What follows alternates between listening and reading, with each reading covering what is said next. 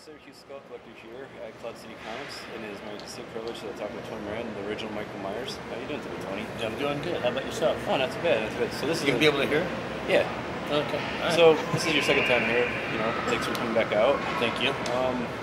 So I guess we could just get right into it. Sure. Can you explain how did you come into the role of Michael Myers?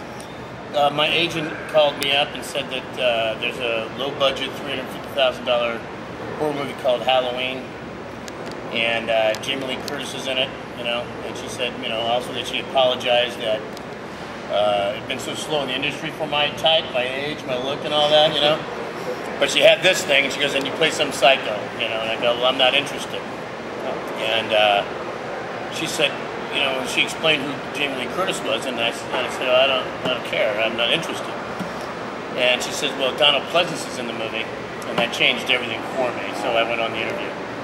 And I talked to John Carpenter and Erwin Yablans for about 10 or 15 minutes. We just chit-chatted, and then later that afternoon when I got home, I found out I got the job.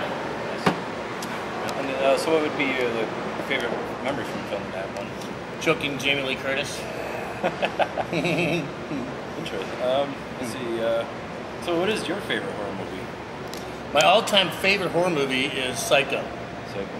And then tied for second pretty much would be The Shining or The Exorcist. And or. The Exorcist, yeah.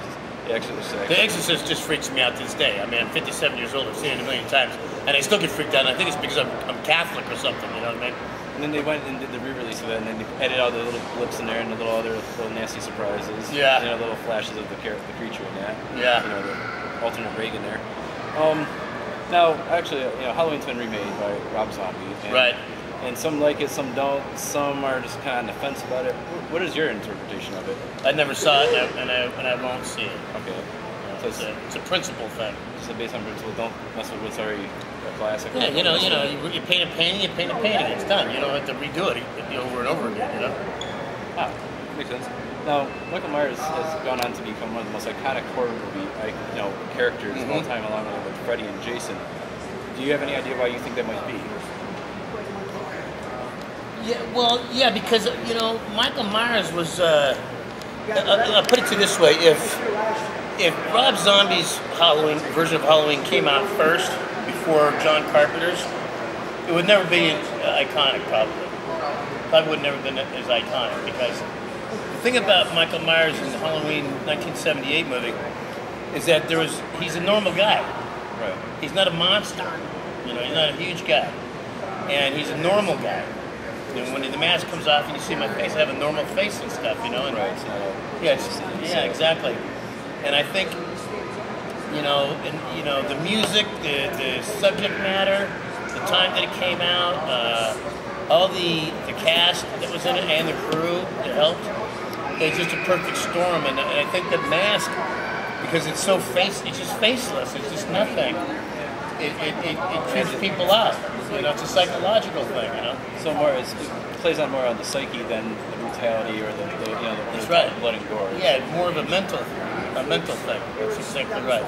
Which is funny because when me and someone else had discussed, you know, why is it that Michael Myers is as scary as he is? The fact that he doesn't talk. Right.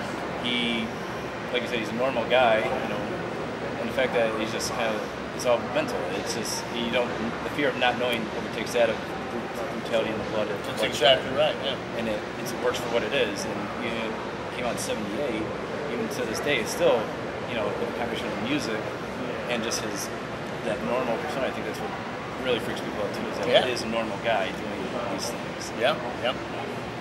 Well, I mean, that's pretty much all I got. I mean, anything you want to tell anybody? You know, what you got going on? Anything coming up? Yeah, you know, I just shot a movie a couple of weeks ago in Boston called Ungovernable Force, and it's a horror movie, and it's based around the '80s punk scene, and I play a mafia don, you know, in it, Don Corbucci, you know, and a couple other movies I did last year too is Dead Bounty. I play a bounty hunter, and had the lead in that. And then Provoked, it's a horror thriller. That should be coming out pretty soon as well. All right. Well, thank you for taking the time. Thank you very much. It was a pleasure talking to you. Nice talking to you too. All right. Check it out. SyracuseSkullCollector.com and CloudCityComics.com. Tony Moran, everybody. Thank you. Thank you very much.